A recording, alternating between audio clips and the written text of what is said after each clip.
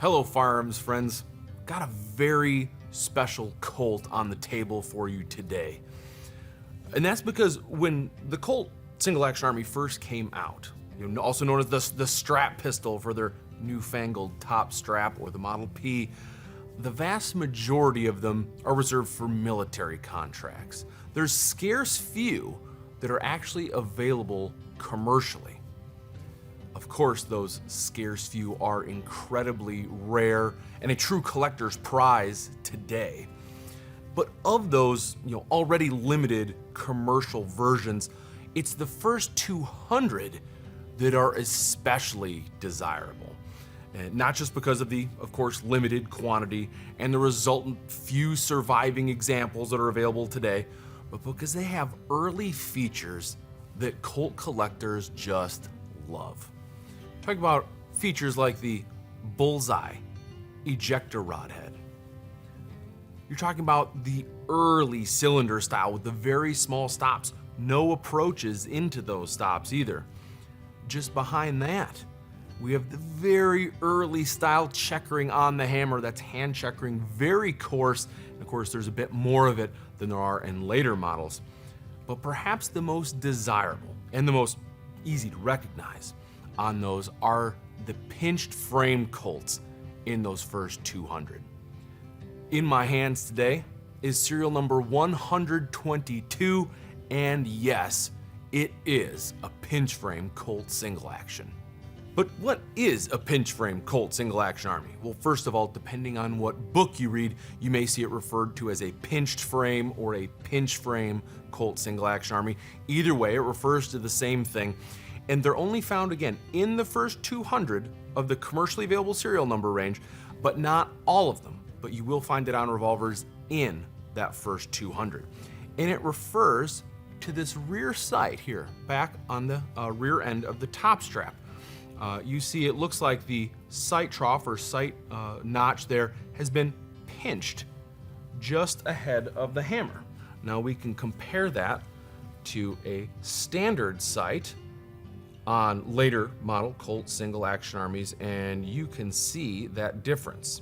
The presumed number of pinch frames ever manufactured said to be right around 100.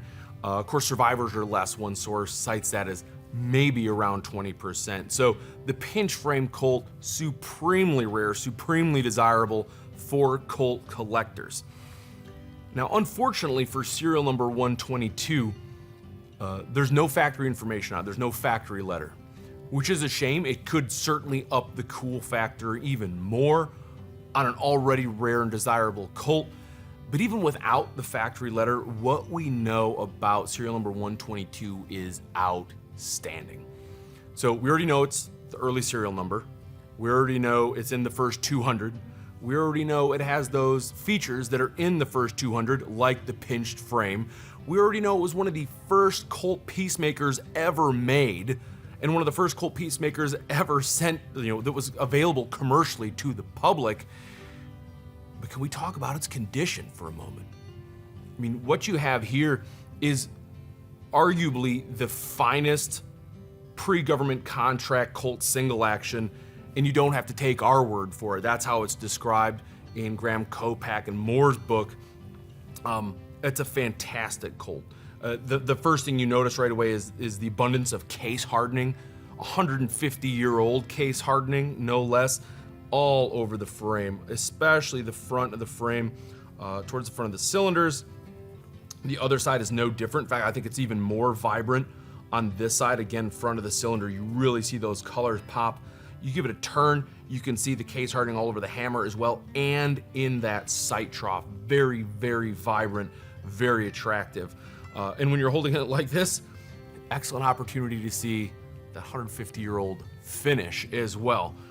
You can see it on the strap, on the butt, especially here in front of the trigger guard where those serial numbers are. A lot, very complete there, niter blue on the trigger and screws as well.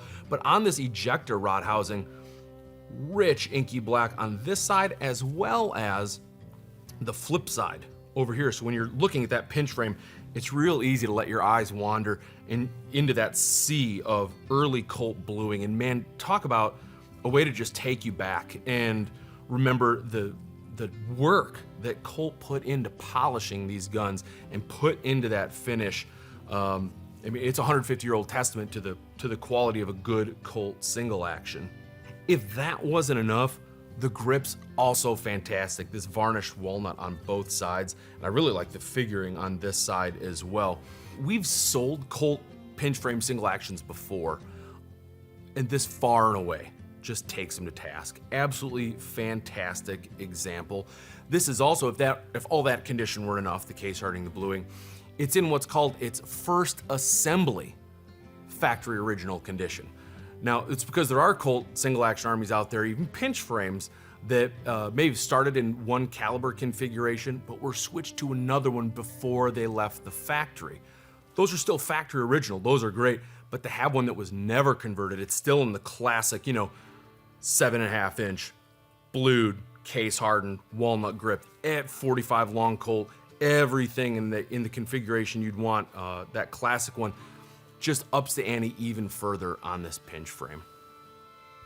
We've talked about early features, we've talked about what a big deal the pinch frame is in the world of collecting, and of course we just have covered its phenomenal condition. And if you're an eagle-eyed viewer, you may have already seen what we're going to talk about next, and that is this extended hammer screw on both sides.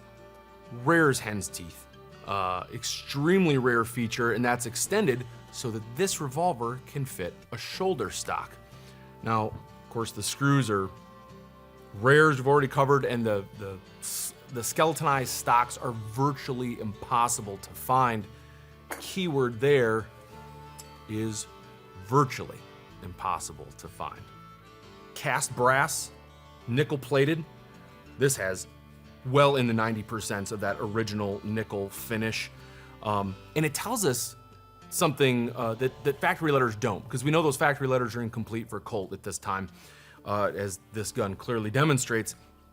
But we know that stocks are being manufactured in 1874. We know they're being sold even in London, 1875, and of course into 1876 and later. But this gun is manufactured, or at least assembled, and you're looking like mid-August 1873. So for it to have the lugs for a shoulder stock, it sort of predates these known ideas, or at least what the factory letters can tell us about the earliest stocked Colt single action armies, and how appropriate for something sort of that rare and groundbreaking to be on a pinch frame Colt single action. Now, lastly, serial number 122 has been around a long time. In fact, it's documented, as we've mentioned, in Graham Kopec and Moore's A Study of the Colt Single Action Army Revolver. This is copyrighted in 1976, and even then, 122 is a known commodity. Even then, noted for its superb condition and its skeletonized stock. And in a little caption underneath it, it says photo courtesy of the George S. Lewis Jr. collection. Now, if you've been watching our videos anytime in the last year, you already know about Mr. Lewis. We've had the great privilege to sell Colts out of his collection. Absolutely phenomenal pieces. It's almost no surprise that 122 was housed with Mr. Lewis for a period of time. It comes to us today from the collection of Charlie Marks. Mr. Marks, has been collecting since the 1950s. It's an elite collection. He's a living legend in the field. We couldn't be more pleased to have 122 from Mr. Marks's collection. It's also accompanied by a 2012 handwritten note from Ron Graham, one of the authors of the book we just showed you, and an obvious noted Colt authority and historian. And in his book, he calls it, quote, the finest known 45 Colt caliber private collection pinch frame single action that retains its first assembly factory original condition. That's 3 decades after Mr. Graham had already praised the gun in his book, and it still has the ability to impress over 3 decades later. Now, between Mr. Graham, Mr. Lewis, Mr. Marks, that's a lot of gun collecting royalty for serial number 122. It should be a pretty good indicator that this is a fantastic opportunity to put a gun of that pedigree into your collection. Now, the Graham Kopek and Moore book states that, quote, even the opportunity to examine a first or second year production Colt single action is a memorable occasion indeed, end quote. Some might go even further and say that your collection isn't complete without a Colt pinch frame. If you're a serious Colt collector and you want to take it to the top level, to be an elite collection, it's not complete until you've made a run at a Colt pinch frame. They are an elite level collectible. They are on the Mount Rushmore of Colts. They are one of the holy grails of the field. And you can't do better than the finest known Colt pre-government contract 45. This December 6th through 8th is the rare opportunity to add such a collectible Colt to your collection. With the early serial number, with the pinch frame, one of the holy grails of our field, in this level of condition, called the finest 45 pre-government contract single action known, with the rare skeletonalized stock, with the pedigree from books and other collectors, and you can only find it at Rock Island Auction Company.